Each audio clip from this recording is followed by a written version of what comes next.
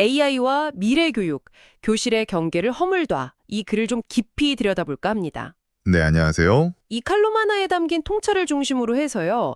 AI가 교육 현장, 특히 그 학습 공간이라든지 또 그 안에서의 역할 변화, 이런 걸 어떻게 바꾸는지 좀 집중적으로 파헤쳐 보죠. 네, 상당히 시의적절한 주제인 것 같습니다. 그렇죠. 우리가 보통 학창 시절 떠올려 보면 정해진 시간에 다 같이 똑같은 내용 배우고 그런 교실 풍경 익숙하잖아요. 네, 대부분 그렇죠. 근데 이 신 교수님 칼럼 보니까 AI가 이런 풍경을 뭐랄까 완전히 다르게 만들 수 있다 이렇게 강조하시더라고요. 맞습니다. 단순 보조도구가 아니라 그 학습 경험 자체를 근본적으로 바꿀 수 있다는 점을 이야기하죠. 어떤 점이 특히 좀 눈에 띄셨어요? 역시 가장 먼저 와닿는 건 개인 맞춤형 학습의 구체적인 모습인 것 같아요. 아, 개인 맞춤형 학습? 네. 이게 단순히 진도 조절하고 그런 수준을 넘어서요. AI가 학생 개개인의 학습 데이터, 심지어 문제 푸는 습관 같은 것까지 분석을 하는 거죠. 습관까지요? 네.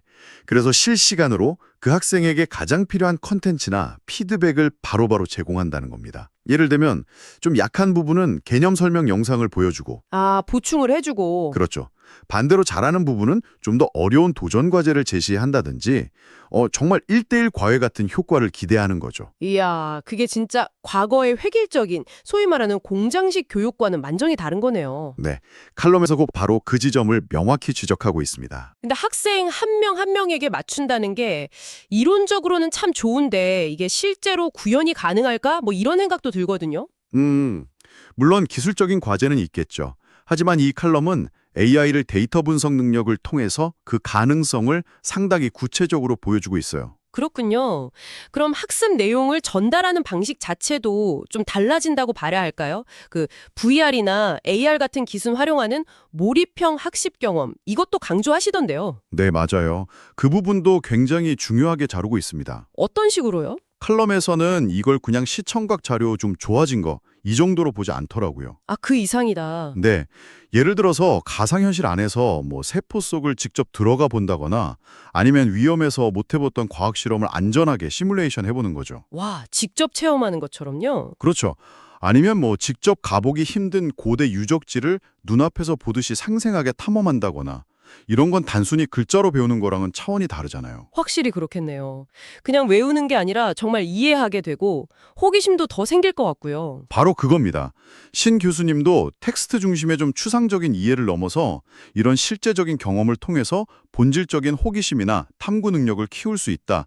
이 점을 강조하고 있어요. 교실이라는 그 물리적인 공간의 한계를 정말 뛰어넘는 거네요. 네, 맞습니다. 경험을 통한 학습이라 확실히 와닿는데요.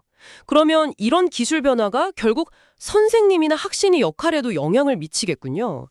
칼럼에서는 이 부분은 어떻게 분석하고 있나요? 혹시 AI가 많은 걸 해주니까 선생님 역할이 줄어드는 건 아닌지?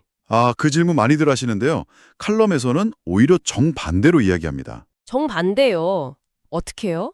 이게 또 칼럼의 핵심 주장 중 하나인데 AI가 예를 들어 채점이라든지 자료 검색이라든지 좀 반복적이거나 행정적인 업무들을 효율적으로 처리해 주잖아요. 네, 그런 건 AI가 잘하죠. 그러면 교사는 그 남는 시간에 기계가 할 수 없는 역할에 더 집중할 수 있게 된다는 거죠. 기계가 할 수 없는 역할이라면 어떤 걸까요? 예를 들면 학생하고 깊이 교감한다거나 정서적으로 지지해 주거나 아니면 창의적인 생각을 하도록 코칭한다거나 협업 능력을 키워준다거나 또 윤리적인 판단력을 길러주는 토론을 이끈다거나 이런 인간적인 상호작용이 훨씬 더 중요해진다는 겁니다. 아, 그러니까 교사는 지식 전달자 역할에서 좀 벗어나서 학습을 도와주는 촉진자나 멘토 역할로 바뀐다는 거군요. 정확합니다. 그렇게 진화하는 셈이죠. 흥미로운 관점이네요. 기술이 오히려 그 인간 교사만이 할 수 있는 본질적인 역할, 그러니까 관계를 맺고 잠재력을 끌어내는 부분을 더 중요하게 만든다. 네, 그렇게 볼 수 있습니다. 그럼 학생 입장에서는 어떤 변화가 있을까요? 학생은 이제 수동적으로 선생님 설명 받아 적고 외우고 이런 존재가 아니게 되는 거죠. 더 능동적으로 변하나요? 네, AI라는 굉장히 강력한 학습 파트너가 생기는 거잖아요. 그러니까 AI를 활용해서 스스로 질문을 던지고 필요한 정보를 찾아보고 또 자기 속도에 맞춰서 깊이 파고드는 그런 능동적인 학습 주체로 변모할 거라는 게 칼럼의 예측입니다. 자기 주도 학습 능력이 정말 중요해지겠네요. 그 어느 때보다도요. 물론 이렇게 좋은 점만 있는 건 아닐 텐데요. 칼럼에서도 분명히 좀 어려운 문제점들, 풀어야 할 숙제 같은 것도 짚고 넘어갔을 것 같아요. 네, 당연히 그렇습니다. 신 교수님도 기순의 밝은 면만 이야기하는 게 아니라 이 잠재력만큼이나 우리가 풀어야 할 숙제도 명확하게 제시하고 있어요. 예를 들면 어떤 것들이 있을까요? 대표적으로 AI를 학습시키는 데이터 자체에 혹시 편향성이 있지 않을까 하는 문제. 아, 데이터 편향성 문제 중요하죠. 네. 그리고 또 이런 첨단 기술에 대한 접근성 차이 때문에 오히려 교육 격차가 더 심화될 수 있다는 가능성. 소위 디지털 격차 문제죠. 맞아요. 그런 우려도 충분히 있을 수 있겠네요. 그렇죠.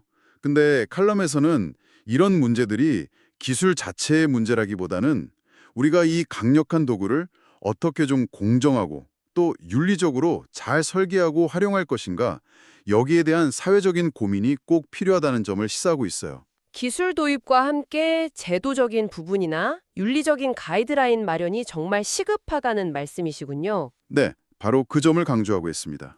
네. 기술 발전 속도만큼이나 이런 신중한 접근이 필요하다는 점 꼭 기억해야겠습니다. 오늘 신종호 교수님의 칼럼을 통해서 AI가 가져올 교육의 변화를 쭉 살펴봤는데요. 정리를 좀 해보자면 AI는 단순히 도구를 넘어서서 학습 경험 자체를 개인에게 딱 맞추고 또 경험의 폭을 넓혀주고 네, 그렇죠.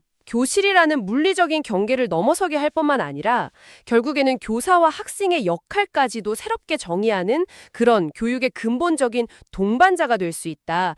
이런 이야기네요. 네, 맞습니다. 핵심은 AI를 통해서 우리 인간이 가진 고유한 지적 호기심이나 잠재력을 어떻게 하면 더 잘 이끌어낼 수 있느냐, 바로 이 점인 것 같습니다. 네. 인화되고 또 깊이 있는 방향으로 나아갈 거라는 그런 기대를 보여주고 있죠. 오늘 저희가 이야기 나눈 거 외에도 AI가 교육에 미칠 영향은 정말 무궁무진할 텐데요. 마지막으로 칼럼을 다 읽고 나서 이런 질문이 하나 들더라고요. 어떤 질문이신가요? AI가 학습 내용이나 방식을 바꾸는 걸 넘어서서요. 어쩌면 우리가 오랫동안 성공적인 학습이다 혹은 좋은 성적이다 라고 여겨왔던 그 평가의 기준 자체를 근본적으로 바꾸게 되지는 않을까 하는 생각입니다. 평가 기준 자체의 변화라.